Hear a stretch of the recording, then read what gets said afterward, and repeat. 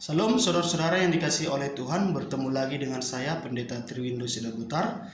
Pada saat ini saya akan berbagi firman Tuhan kepada kita sebagai bahan perenungan dan juga mungkin bahan pembanding bagi kita ketika kita mempersiapkan khotbah kita. Saudara-saudara, firman Tuhan pada saat ini dari Injil Matius pasal yang kelima, ayat yang ke-13 sampai ayat yang ke-20. Demikian firman Tuhan. Kamu adalah garam dunia. Jika garam itu menjadi tawar, dengan apakah ia diasinkan? Tidak ada lagi gunanya selain dibuang dan diinjak orang. Kamu adalah terang dunia. Kota yang terletak di atas gunung tidak mungkin tersembunyi. Lagi pula orang tidak menyalakan pelita lalu meletakkannya di bawah gantang, melainkan di atas kaki dian, sehingga menerangi semua orang di dalam rumah itu. Demikianlah hendaknya terangmu bercahaya di depan orang, supaya mereka melihat perbuatanmu yang baik dan memuliakan Bapamu yang di surga. Janganlah kamu menyangka bahwa aku datang untuk meniadakan hukum Taurat atau kitab para nabi. Aku datang bukan untuk meniadakannya, melainkan untuk menggenapinya. Karena aku berkata kepadamu, sesungguhnya selama belum lenyap langit dan bumi ini, satu iota atau satu titik pun tidak akan ditiadakan dari hukum Taurat sebelum semuanya terjadi. Karena itu, siapa yang meniadakan salah satu perintah hukum Taurat, sekalipun yang paling kecil, dan mengajarkannya demikian kepada orang lain, ia akan menduduki tempat yang paling rendah di dalam kerajaan surga. Tetapi siapa yang melakukan dan mengajarkan segala perintah-perintah hukum Taurat, ia akan menduduki tempat yang tinggi di dalam kerajaan surga. Maka aku berkata kepadamu, jika hidup keagamaanmu tidak lebih benar daripada hidup keagamaan ahli-ahli Taurat dan orang-orang Farisi, sesungguhnya kamu tidak akan masuk ke dalam kerajaan surga. Amin. Sejauh itu pembacaan firman Tuhan. Saudara-saudara yang dikasihi oleh Tuhan kita Yesus Kristus, dari firman Tuhan pada saat ini kita belajar bahwa menjadi orang Kristen itu bukanlah sebuah perkara yang gampang. Ketika orang mengatakan modal percaya hanya karena anugerah, maka orang Kristen sudah diselamatkan. Tetapi sesungguhnya walaupun orang Kristen keselamatannya adalah pemberian atau anugerah dari Tuhan, tetapi harus ada buah-buah dari keselamatan itu sendiri. Nah, saudara-saudara yang dikasihi oleh Tuhan, firman Tuhan pada saat ini menekankan kepada kita bahwa hidup keagamaan kita sebagai orang Kristen harus jauh di atas orang-orang Farisi dan ahli-ahli Taurat. Lalu, apa yang dimaksudkan oleh Yesus sehingga dia mengatakan bahwa hidup keagamaan kita harus lebih baik daripada ahli-ahli Taurat dan orang-orang Farisi? Kita melihat bahwa perkataan Yesus ini diawali dengan sebuah anggapan bahwa ada orang yang menyangka bahwa kedatangan Yesus adalah untuk meniadakan hukum Taurat. Dan kita memang sering terjebak dalam pemikiran seperti itu, bahwa segala sesuatu yang terjadi di perjanjian lama seolah-olah itu sesuai dengan namanya sudah usang. Kenapa? Karena sudah digenapi, karena sudah digantikan oleh Yesus. Namun dari firman Tuhan hari ini kita melihat bahwa Yesus justru katakan satu iota atau satu titik pun tidak boleh ditiadakan dari hukum Taurat. Nah, Bapak Ibu Saudara-saudara yang dikasihi oleh Tuhan, kalau kita melihat kehidupan keagamaan ahli-ahli Taurat dan orang-orang Farisi, memang kita harus akui bahwa kita jauh kalah dari kehidupan beragama mereka. Kita jauh kalah dalam arti sering sekali kita melakukan pembelaan diri dengan apa yang dilakukan oleh orang-orang Farisi. Karena Yesus sering mengkritik orang-orang Farisi dan ahli-ahli Taurat, maka seolah-olah memang tidak ada yang benar dari mereka. Yesus memang kerap kali langsung berhadapan dengan ahli-ahli Taurat dan orang-orang Farisi, membantah argumen-argumen mereka, bahkan mungkin ajaran-ajaran mereka, sehingga menimbulkan pemikiran bahwa apa yang mereka kerjakan, apa yang mereka lakukan itu tidak pernah benar. Tetapi kita melihat bahwa Yesus justru katakan, kalau hidup keagamaanmu tidak lebih baik daripada ahli-ahli Taurat dan orang-orang Farisi, kamu tidak layak masuk ke dalam kerajaan surga. Saudara-saudara, dengan demikian ada kita harus mempunyai sebuah pemahaman bahwa apa yang dilakukan oleh orang-orang Farisi, hidup keagamaan mereka adalah sesuatu yang patut dicontoh. Apa itu? Bagaimana mereka menguasai hukum Taurat? Bagaimana mereka belajar dari hukum Taurat? Bagaimana mereka berusaha untuk mengerjakan isi hukum Taurat itu? Tetapi kita melihat juga bahwa kehidupan mereka sering sekali tidak sebanding dengan kehidupan keagamaan mereka. Jadi seolah-olah kehidupan keagamaan itu terlepas dari kehidupan sehari-hari. Kehidupan keagamaan menjadi sebuah rutinitas, tetapi tidak pernah tercermin di dalam kehidupan sehari-hari. Itu sebabnya Yesus pernah katakan bahwa mereka adalah orang-orang munafik. Kenapa? Karena dari rutinitas keagamaan mereka adalah benar, tetapi dalam praktek hidup sehari-hari jauh, bahkan berbanding terbalik. Itu sebabnya Yesus katakan bahwa hidup keagamaan mereka harus kita ikuti dan justru harus lebih baik dari mereka. Hidup keagamaannya. Saudara-saudara yang dikasihi oleh Tuhan, kalau kita melihat bahkan isi dari ajaran mereka salah satunya adalah hukum Taurat, dan kita melihat bahwa hukum Taurat itu sendiri diberikan oleh Allah kepada Musa. Diberikan oleh Allah kepada Musa. Dengan demikian tidak mungkin hukum yang diberikan oleh Allah akan dibantahkan sendiri oleh Allah dalam diri Yesus Kristus. Karena itu saudara-saudara, Yesus katakan bahwa dia datang justru untuk menggenapinya. Malahan kalau dalam versi bahasa Batak, pajong jokon, artinya justru mau menegakkannya, mau lebih menguatkan, mau lebih menegaskan isi hukum Taurat itu. Mengapa perlu ditegaskan?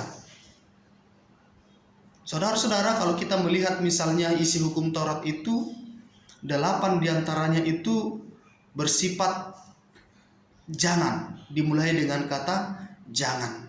Artinya dengan kita bersikap pasif, berdiam diri, kita sebenarnya sudah mampu mengerjakan lebih dari separuh. Dari 8 dari 10 hukum Taurat itu dimulai dengan kata jangan. Dengan berdiam diri, dengan tidak melakukan apapun, sesungguhnya kita sudah mengerjakan 8. Hanya 2 yang tidak dimulai dengan kata jangan. Ingat dan kuduskanlah hari Sabat. Lalu yang kelima itu, hormatilah ayahmu dan ibumu. Jadi saudara-saudara, secara umum bisa kita simpulkan bahwa hukum Taurat ini memang sifatnya baik, tetapi lebih kepada sikap pasif, berdiam diri. Itu sebabnya Yesus katakan supaya kita mengikuti hukum ini yang tidak bertentangan dengan hukum kasih yang diberikan oleh Tuhan Yesus. Hukum yang terutama dan yang pertama, kasihilah Tuhan Allahmu. Dan hukum yang kedua yang sama dengan itu, kasihilah sesama manusia. Hukum Taurat tidak bertentangan dengan hukum itu. Mengasihi Allah, kita buktikanlah itu dengan hukum Taurat yang pertama sampai yang keempat. Mengasihi sesama, dibuktikanlah itu lewat hukum Taurat yang kelima sampai yang ke-10. Jadi, hukum yang sebelumnya bersifat pasif diajarkan oleh Yesus supaya bersifat aktif. Mengasihi itu adalah kata kerja. Jadi, yang sebelumnya kita bisa berdiam diri, tetapi sekarang kita diharapkan untuk lebih aktif. Itu sebabnya kalau kita melihat kelanjutan dari teks ini, Yesus katakan, tingkatkan beberapa hukum itu, yaitu kamu telah mendengar firman jangan membunuh. Tapi Yesus katakan apa?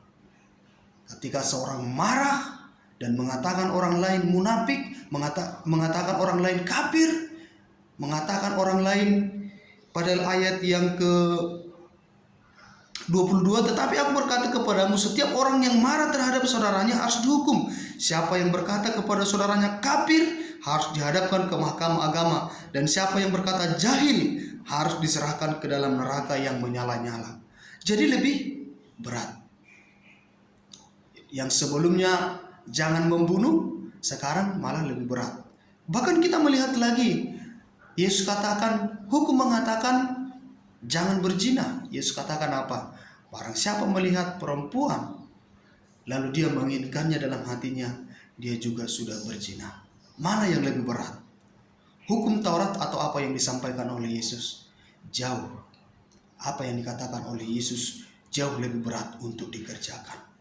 Karena itu saudara-saudara yang dikasihi oleh Tuhan, tetapi terkadang jangankan sampai kepada yang dikatakan oleh Yesus. Terkadang hanya sekedar mengikuti hidup keagamaan ahli-ahli Taurat dan orang-orang Farisi, kita sudah kalah. Jadi kita sering sekali, apalah saya mau katakan, kita sering sekali mengkritik kehidupan keagamaan orang-orang Yahudi dan ahli-ahli Taurat, orang-orang Farisi dan ahli-ahli Taurat, tetapi nyatanya kehidupan keagamaan kita belum tentu bisa mencapai kehidupan keagamaan mereka. Jadi kalau belum bisa mencapai kehidupan keagamaan mereka, apalagi berpikir untuk di atas kehidupan keagamaan mereka. Nah, saudara-saudara yang dikasihi oleh Tuhan, itu sebabnya Yesus katakan, kalau hidup keagamaanmu tidak lebih baik dari ahli-ahli Taurat dan orang-orang Farisi, kamu tidak layak masuk ke dalam kerajaan surga. Firman Tuhan ini dihubungkan dengan apa yang sering kita sebut sebagai identitas orang-orang Kristen. Garam dan terang. Untuk menjelaskan tentang garam dan terang ini, Yesus mengatakan supaya hidup keagamaan kita jauh lebih baik daripada orang-orang Farisi dan ahli-ahli Taurat, maka kita harus menyadari identitas kita sebagai garam dan terang. Dua contoh ini mengingatkan kita bahwa sebagai orang Kristen kita tidak boleh tersembunyi. Sebagai orang Kristen kita tidak boleh hambar. Memang sering sekali kita salah dan kita mengatakan kita ini harus menjadi garam, kita ini harus menjadi terang. Tetapi sesungguhnya Yesus katakan bahwa kamu adalah garam. Jadi sesungguhnya orang Kristen itu sudah merupakan garam. Bukan lagi kita menjadi garam, tetapi kita sudah jadi garam, sudah garam. Persoalannya, garam itu ada yang hambar, tidak memiliki pengaruh, tidak memberikan rasa.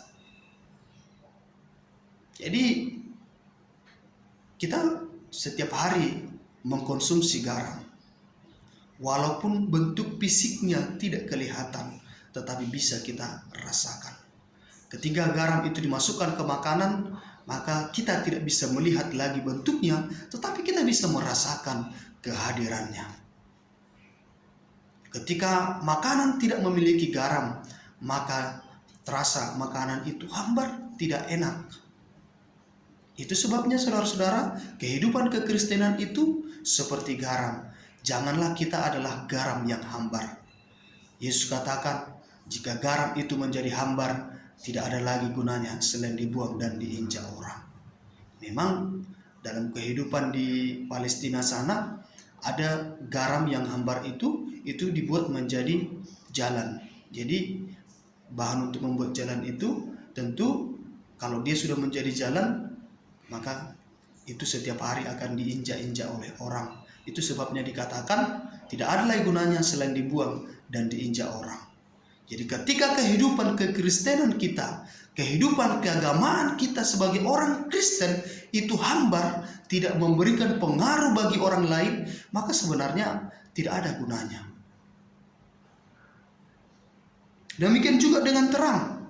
Tidak ada orang yang menyalakan pelitanya lalu meletakkannya tersembunyi.